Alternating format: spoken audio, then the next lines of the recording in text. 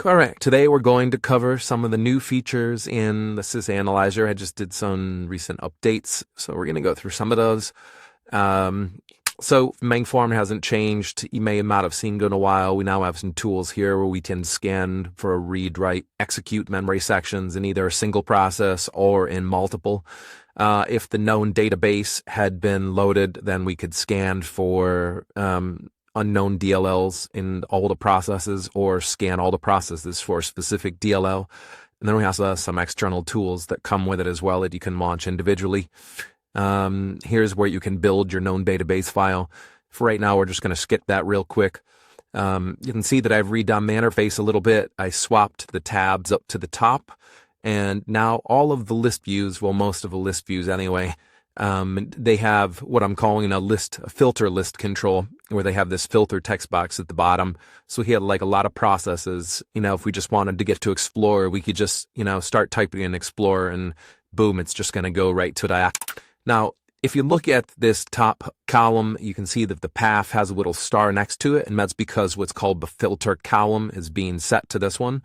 You can reset that down here with set filter column, or there's also a shortcut on the filtered text box can also be kind of like a command line. So if we wanted to search for all the ones that were of the same user, then we could set the column to be 3. And you can see that the asterisk just moved over to the user. And now anything that was, say, network, so now we can instruction sort on that. And this also has like macros built in where we can copy all copy selected, stuff like that. So that's used on most of these forms now, and it was a pretty easy swap over, just a small thing, but it has a big difference. You would see that I also moved all of the tools menu starting to get pretty long, so I've now divided it up into these different portions up here. So you can take your different snapshots. This will let you search and sort, and we'll get the report viewer. If you haven't seen the report viewer yet, we'll look at that in a minute, but that kind of conglomerates a bunch of data on the different tabs. Some of the manual tools that you can run, again, the scan for DLLs, the read, write, memory scan. Right now, the system monitor, the file system monitor is up on Vista Plus x64. This would be a 32-bit command prompt, which is elevated, it's just a handy way to get to it, because otherwise it's kind of a pain. Known file database, and run some help stuff. So we'll look at some of our other tabs. Originally, so like the right-click menu here, that hasn't changed, but now it's been extended to work on the Open Ports tab, which previously didn't have one. The process DLLs, this is actually for like the system processes like Explorer, your browsers, SVC host, run DLL. It only monitors the DLLs in those processes. Is kind of like, those are the ones that typically get targeted. So those are the ones that I monitor. Otherwise, there could be like a performance impact. This again has like the right click. So if a new DLL had been loaded into a process, right now we're just looking at the base snapshot because we did skip. But if we had run something, then you'll see that in just a second. Loaded drivers, again, you can see here that the filter is on the driver file. On Reg Monitor, that's had a couple new things added, but not a lot. And we've also we scanned all the system mutexes and any of like the scheduled tasks on the system. So we've added those 2 tabs as well. So what I'm going to do is I'm going to run a sample through, and I'll show you some outputs. I'm just going to set that to like 5 seconds for our test. I'm going to eliminate that. Again, seeing why we also added a full packet capture that defaults to only recording the local machine traffic. So if you're on a network with other computers, it'll only grab what you want. Nice. So we're going to start it. And I do got a little countdown, launching 5 seconds, 4, 3. And all right, so now it's going to go through. It's analyzing a bunch of stuff. Here's that report viewer form that we had talked about earlier. We can see that it's scanned for and extracted some read, write, execute memory that it found in Explorer. That's a feature on the main form. You can list which processes you want to scan for read, write, execute memory additions. And we don't do all of them because there's a big performance hit on that. So we only do a couple common ones that you can add to those on the launch screen. So this has built-in my text viewer. It has a built-in hex editor. If you click on a directory, then it's going to show you the the file statistics and stuff. It has right-click options as well. So, and then the report is kind of the main thing. So we can scan through here. No new ports, no new processes, a handful of new mutexes. We can see that one new DLL has been loaded into Explorer, and that kind of fits with our read-write execute memory being found in Explorer, and that a registry key was set to auto-run. So what we'll do, and right now we're just showing diff data here, explain snapshot diff record. So it's taken the two system state snapshots and it's only showing us the differences.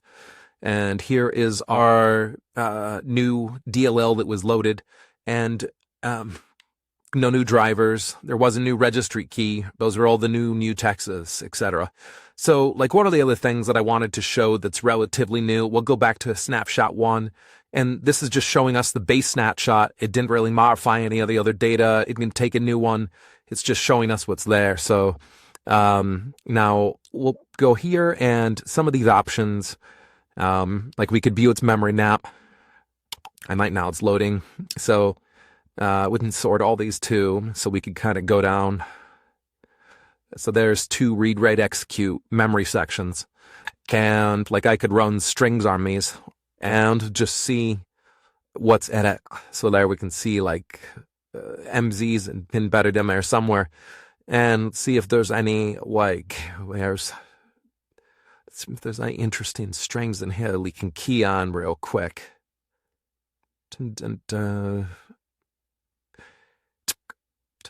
All right, so that could be an interesting string. I'm going to copy that.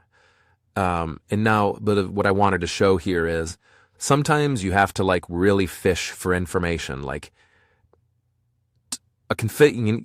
It's this type of a bot, but all the bot strings are on the heap, and you're just like, how do I find where its configuration is or something? Well, the search interface. So in this case, we're just keying in on an API, so we'll probably get some like DLLs and stuff too. It's basically what we're doing is it's automatically scanning through all of those memory sections for us, and it's keeping a list of all of the matches for the string. It can be ASCII, Unicode, case insensitive, and you can even it's a regular expression, so you can actually include binary patterns in there. So this is the new memory search results pane, and you can see here that each one of these memory sections has had a hit. Each one had one hit. And if we click on this, then it would load. This would be another list. So if this had been like 10 hits, then would be 10 results down here. And every time we clicked on one, it would jump to a new offset in the file automatically for us. So this lets you fish through memory pretty hard. It doesn't, I can't scan multiple. I could, but not yet. I haven't implemented a thing to scan multiple processes yet. Right now, this is per process. And also, so like another one is like if we did the read, write, execute memory scan, and then this form is going to pull up just the read, write, execute memory sections. And this one can be used across multiple processes. We can scan as many processes around the system. And then again, we can do a search here, and it's the same form, and it kicks up. Also, like if we wanted to do the read, write, memory scan here, now you can see the top progress bars being used, and it's actually going through all the different processes on the system. So that way we can scan everyone for that, and we can import it and exit it so we don't get hung. So those are the new features that I wanted to cover in the SysAnalyzer. Think about covers at all, and I had to break out those menus because they were just getting too long. So I guess that's about it. Won't keep you guys anymore, and thanks for watching.